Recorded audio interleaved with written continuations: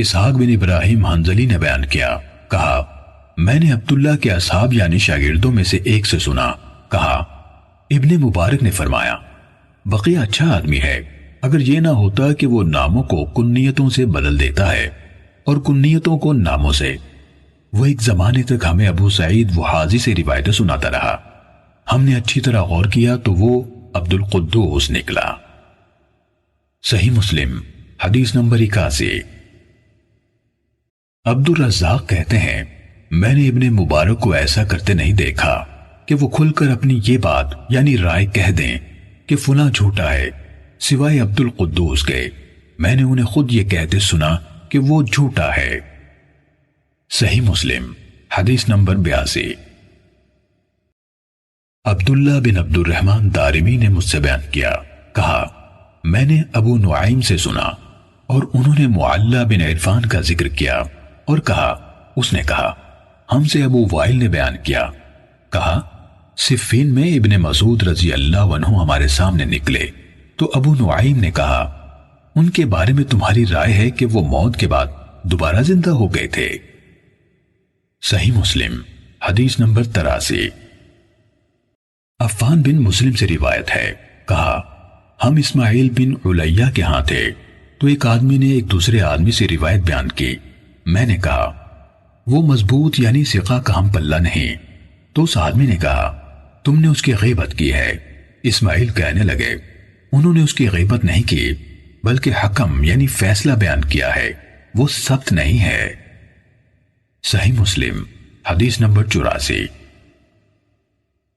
بشر بن عمر نے ہم سے بیان کیا، کہا میں نے امام مالک بن انس سے محمد بن عبد الرحمن کے بارے میں پوچھا جو سعید بن مسیب سے حدیث روایت کرتا ہے، تو انہوں نے کہا وہ ثقہ نہیں۔ میں نے مالک بن انس سے ابو حویرث کے بارے میں سوال کیا تو انہوں نے فرمایا وہ ثقہ نہیں۔ پھر میں نے ان سے اس شعبہ کے بارے میں سوال کیا جس سے ابن ابی ذئب روایت کرتے ہیں تو فرمایا وہ ثقہ نہیں۔ میں نے ان سے صالح مولا توأمہ کے بارے میں سوال کیا تو کہا ثقہ نہیں۔ میں نے ان سے حرام بن عثمان کے بارے میں پوچھا تو فرمایا ثقہ نہیں۔ میں نے امام مالک سے ان پانچوں کے بارے میں پوچھا، انہوں نے فرمایا یہ سب حدیث کے بیان کرنے میں ثقہ نہیں۔ میں نے ان سے ایک اور شخص کے بارے میں پوچھا جس کا اب میں نام بھول گیا ہوں، تو انہوں نے کہا کیا تم نے میری کتابوں میں اس کا نام دیکھا ہے؟ میں نے عرض کی نہیں۔ فرمایا اگر ثقہ ہوتا تو تم اس کا ذکر میری کتابوں میں دیکھتے۔ صحیح مسلم حدیث نمبر 85۔ ہم سے حجاج نے بیان کیا، کہا ہم سے ابن ابی ذئب نے شرحبیل بن سعد کے حوالے سے حدیث بیان کی اور وہ متہم تھا۔ صحیح مسلم حدیث نمبر 86۔ ابو اسحاق طالقانی کہتے ہیں میں نے عبداللہ بن مبارک سے سنا، کہہ رہے تھے ایک وقت تھا اگر مجھے اختیار دیا جاتا کہ جنت میں داخل ہوں یا عبداللہ بن محرر سے ملوں تو میں اس کا انتخاب کرتا کہ پہلے میں اس سے مل لوں پھر جنت میں جاؤں گا۔ پھر جب میں نے اسے دیکھ لیا تو اس کے مقابلے میں ایک مینگنی بھی مجھے زیادہ محبوب تھی۔ صحیح مسلم حدیث نمبر 87۔ ولید بن صالح نے بیان کیا، کہا عبید اللہ بن عمر نے کہا زید یعنی ابن ابی انیسہ نے کہا میرے بھائی یحییٰ بن انیسہ سے روایت نہ لو۔ صحیح مسلم حدیث نمبر 88۔